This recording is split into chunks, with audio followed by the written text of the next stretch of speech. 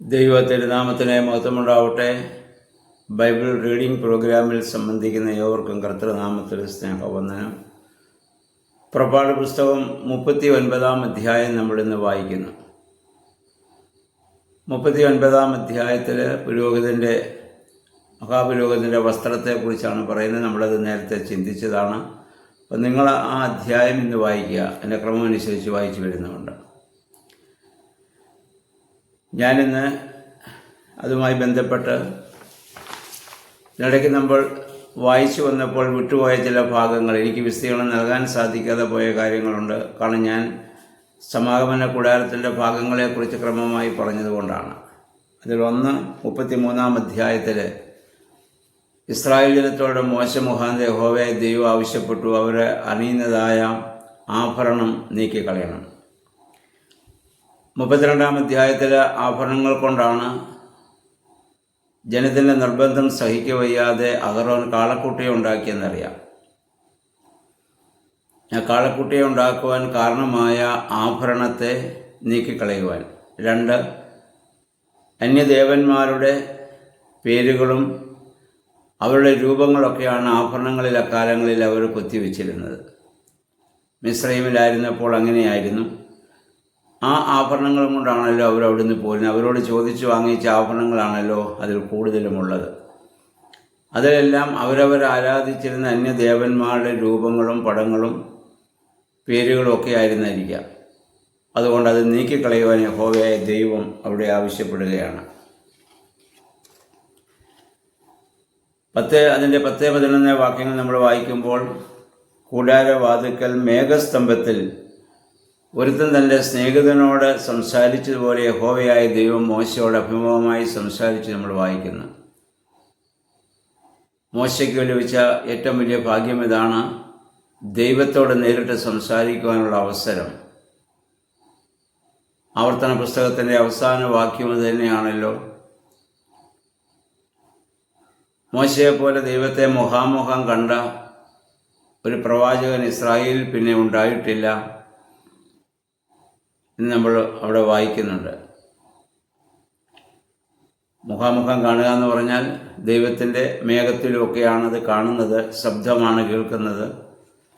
എന്നാൽ ഒരു സ്നേഹിതനോട് സംസാരിക്കുന്ന പോലെ ദൈവം നേരിട്ട് മോശയോട് സംസാരിച്ച് നമ്മൾ വായിക്കുന്നുണ്ട്. അത് കഴിഞ്ഞ് യഹോവയായ ദൈവം ഈ ജനത്തിൻ്റെ അന്യദൈവ ആരാധനകളും അവരുടെ ആ മത്സരമൊക്കെ കണ്ടപ്പോൾ ദൈവം പറഞ്ഞു, ഞാൻ നിന്നോട് പോരുന്നില്ല, നീ അവരെയും കൊണ്ട് പോവുക. അപ്പോൾ മോശ യഹോവയായ ദൈവത്തോട് പറയുന്ന ഒരു ഭാഗമുണ്ട്, ദൈവമേ, നീ ഞങ്ങളോടുകൂടെ പോരുന്നില്ല എങ്കിൽ, നിൻ്റെ സാന്നിധ്യം ഞങ്ങളുടെ പോരുന്നില്ല എങ്കിൽ ഞങ്ങളെ നീ അയക്കരുത്. നമ്മളെല്ലാ ദിവസവും പ്രാർത്ഥിക്കേണ്ട ഒരു പ്രാർത്ഥനയാണിത്.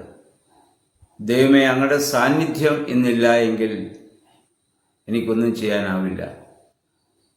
ദൈവ സാന്നിധ്യമാണ് നമുക്ക് അനുഗ്രഹം. അതില്ലാതെയുള്ള പോക്ക് മോശക്കറിയാൻ പോയിട്ട് യാതൊരു കാര്യവുമില്ല. അവർക്ക് ഇത് എത്തിച്ചേരാൻ സാധിക്കുകയില്ല. കാരണം ദൈവമാണ് വഴി, അവനാണ് സത്യം, അവനാണ് ജീവൻ. ആ വഴിയും സത്യവും ജീവനുമാകുന്ന ദൈവം അവരോടൊപ്പമില്ല എങ്കിൽ അവരുടെ യാത്ര നിഷ്ഫലമാണെന്ന് മോശയ്ക്കറിയാം. അതുകൊണ്ടാണ് മോശ പറഞ്ഞത്, നിൻ്റെ സാന്നിധ്യമില്ലെങ്കിൽ ഞങ്ങളെ നീ അയക്കരുത്. നമ്മുടെ എല്ലാ ദിവസവും പ്രാർത്ഥിക്കേണ്ടതും അന്വേഷിക്കേണ്ടതും യാചിക്കേണ്ടതും ഒക്കെയും ആ ദൈവ സാന്നിധ്യത്തിനാണ്. നമ്മൾ പ്രാർത്ഥിക്കുമ്പോഴും ദൈവവചനം വായിക്കുമ്പോഴും ആരാധിക്കുമ്പോഴൊക്കെ നമുക്ക് ലഭിക്കുന്നത് ദൈവത്തിൻ്റെ വലിയ സാന്നിധ്യമാണ്. അതാണ് സന്തോഷം, അതാണ് പ്രത്യാശ, അതാണ് നമ്മുടെ ധൈര്യം. 22 വാക്യത്തിൽ നമ്മൾ വായിക്കുന്നു, ദൈവം കടന്നു പോകുമ്പോൾ മോശയെ ഒരു പാറയുടെ പിളർപ്പിൽ ദൈവം ആക്കി അവനെ അവിടെ സംരക്ഷിക്കുകയാണ്. ആരാണ് ഈ പാറ? 1 കൊരിന്ത്യർ 10 അധ്യായത്തിൻ്റെ 1 മുതൽ 4 വാക്യങ്ങൾ നമ്മൾ വായിക്കുന്നുണ്ട്. ഈ പാറ ക്രിസ്തുവാണ്. പൗലോസ് ഇസ്രായേൽ ജനത്തോട് പറയുന്നു, സഹോദരന്മാരെ, നമ്മുടെ പിതാക്കന്മാരൊക്കെ മേഘത്തിന് കീഴിലായിരുന്നു. മേഘത്തിലെ സമുദ്രത്തിൽ സ്ഥാനമേറ്റ് മോശയോട് ചേർന്ന് ഒരേ ആത്മീയ ആഹാരവും ഒരേ ആത്മീയ പാനീയവും അവർ കുടിച്ചു. അവരെ അനുഗമിച്ച പാറയിൽ നിന്നല്ല അവർ കുടിച്ചത്, ആ പാറ ക്രിസ്തുവായിരുന്നു. നമ്മുടെ കർത്താവും പത്രോസ്ലീഹയോട് പറഞ്ഞു, നീ പാറയാവുന്ന ഈ പാറമേൽ ഞാൻ എൻ്റെ സഭയെ പണിയും. കാരണം പത്രോസ് ആ പാറയുടെ ഭാഗമാണ്. ഗ്രീക്ക് ഭാഷയിൽ പെട്ര എന്നും പെട്രോസ് എന്നും രണ്ട് വാക്കുണ്ട്. പെട്ര എന്ന് പറഞ്ഞാൽ പാറ കഷണം, പെട്ര എന്ന് പറഞ്ഞാൽ അമ്മ പാറ, പെട്രോസ് എന്ന് പറഞ്ഞാൽ പാറ കഷണം. ക്രിസ്തുവിനോടുള്ള വിശ്വാസം നമ്മൾ ഏറ്റുപറയുമ്പോൾ നമ്മളും ആ പെട്രോസ് ആയി മാറുന്നൊരു അനുഭവം, ആ പാറയുടെ ഭാഗമായി നമ്മളും മാറും. അപ്പോൾ മോശയുടെ ദൈവം സംരക്ഷിച്ചത് ആ പാറയുടെ വിടവിലാണ് എന്ന് പറഞ്ഞാൽ ക്രിസ്തുവിലാണ് എന്നുള്ള കാര്യം ആ യേശുക്രിസ്തുവിൻ്റെ പഴയ നിയമത്തിലെ ഒരു നിഴലായി നമുക്കിത് കാണാവുന്നതാണ്. ഇനി 34-ാം അധ്യായം നമ്മൾ വരുമ്പോൾ മോശ വീണ്ടും 2 കൽപ്പനകളുമായി പർവ്വതമുകളിലേക്ക് കയറിപ്പോകേണ്ട സാഹചര്യം വരുന്നു. കാരണം മറ്റേത് എറിഞ്ഞു പൊട്ടിച്ചല്ലോ കാളക്കുട്ടിയെ കണ്ടപ്പോൾ.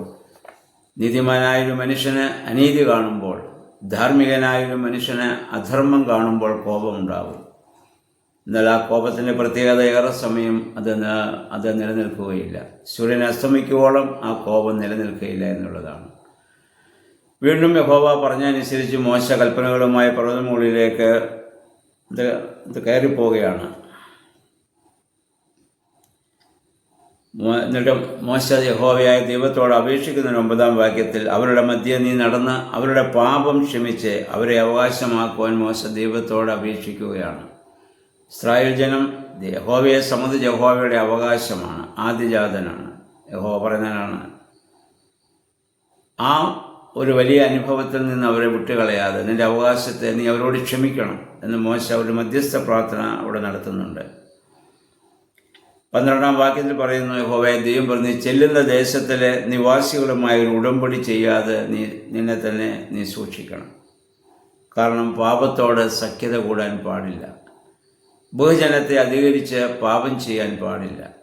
ചെല്ലുന്ന സ്ഥലത്ത് വലിയ സമ്മർദ്ദമുണ്ടാകും. കനാൻ ദേശത്ത് കനാന്യരുടെ വിജാതികളെ ആരാധിക്കുന്ന ആ ആരാധനയിലേക്കുള്ള വലിയ ഒരു സമ്മർദ്ദമുണ്ടാകുമ്പോൾ അവരുമായി നീ ഒരിക്കലും ഒരു ഉടമ്പടിയിൽ ഏർപ്പെടുവാൻ പാടില്ല. വിശ്വാസപരമായ കാര്യങ്ങളിൽ യാതൊരു വിട്ടുവീഴ്ചയും നിങ്ങൾക്ക് പാടില്ല എന്ന് യഹോവയായ ദൈവം ഇവിടെ കർശനമായി മോശയോട് ഇവിടെ പറയുന്നത് നമ്മൾ കാണുന്നുണ്ട്. വീണ്ടും 40 രാവും 40 പകലും മോശ പർവ്വതത്തിലായിരുന്ന് പോയിരുന്ന് ഉപവസിച്ച് പ്രാർത്ഥിച്ച് ദൈവത്തിൽ നിന്ന് കൽപ്പനകളെ സ്വീകരിക്കുന്ന ഭാഗമാണ് നമ്മൾ കാണുക. 29 വാക്യം നമ്മൾ വായിക്കുമ്പോൾ മോശ ഇറങ്ങി വന്നപ്പോൾ മോശയുടെ മുഖത്തിൻ്റെ ത്വക്ക് പ്രകാശിച്ചു എന്നാണ്. കാരണം ദൈവികമായ തേജസ് കൊണ്ട് മോശ അവിടെ നിറഞ്ഞു. 40 ദിവസം ദൈവത്തോടൊപ്പമായിരുന്ന വലിയ തേജസ്കരണത്തിൻ്റെ അനുഭവം, വലിയ തേജസ്സോടുകൂടിയാണ് മോശ ഇറങ്ങി വരുന്നത്. ജനത്തോട് സംസാരിക്കുമ്പോൾ ജനത്തിന് മോശയുടെ മുഖത്ത് കാണാൻ സാധിക്കാത്ത വിധത്തിൽ മോശയുടെ മുഖം ശോഭിച്ചുവെന്നാണ്. ജനത്തോട് സംസാരിക്കുമ്പോൾ മോശ മുഖത്തെ മൂടുപടമിട്ടു. അത്രമാത്രം ദൈവികമായ തേജസ്. നമ്മളും ദൈവത്തോടൊപ്പമായിരിക്കുമ്പോൾ ആ പ്രകാശം നമ്മിലേക്ക് ഇത് പകരുകയാണ്. ഞാൻ നേരത്തെ പറഞ്ഞല്ലോ, സൂര്യന് അഭിമുഖമായി നിൽക്കുന്ന ചന്ദ്രൻ. അപ്പോൾ ആ ചന്ദ്രനിലേക്ക് പ്രകാശം വരുമ്പോൾ ഒന്ന് അതിൻ്റെ അന്ധകാരം മാറും, മറ്റുള്ളവർക്ക് ഈ ഭൂമിക്ക് പ്രകാശം കൊടുക്കുവാനുള്ള പ്രകാശം അതിന് ലഭിക്കും. ഇതേ സ്ഥാനത്താണ് നാം ഓരോരുത്തരും യേശുക്രിസ്തുവിൻ്റെ സാക്ഷികളായി ഭൂമിയിൽ നമ്മൾ നിലനിൽക്കേണ്ടത്. ക്രിസ്തുവാകുന്ന ആ സൂര്യനിൽ നിന്ന് പ്രാപിക്കുന്നതായ വെളിച്ചം ലോകത്തിന് പകർന്നു കൊടുക്കുന്നവർ. അതാ കർത്താവ് ശിഷ്യന്മാരോട് പറഞ്ഞത്, നിങ്ങൾ ലോകത്തിൻ്റെ വെളിച്ചമാണ്. അത് തന്നെക്കുറിച്ച് പറഞ്ഞു, ഞാൻ ലോകത്തിലായിരിക്കുമ്പോൾ ലോകത്തിൻ്റെ വെളിച്ചമാണ്. അതേ കർത്താവ് ശിഷ്യന്മാരോട് പറഞ്ഞു, നിങ്ങളിൽ ലോകത്തിൻ്റെ വെളിച്ചമാണ്. നമുക്ക് ഓരോരുത്തരും അങ്ങനെ വെളിച്ചമായി തീരുവാൻ തക്കവണ്ണം ഇടയാകട്ടെ. ദൈവവചനം അതിന് നമ്മെ സഹായിക്കട്ടെ. എല്ലാവർക്കും നല്ലൊരു ശുഭദിനം ആശംസിക്കുന്നു. ദൈവനാമം മാത്രം മഹത്വപ്പെടുവാൻ ഇടയാവട്ടെ.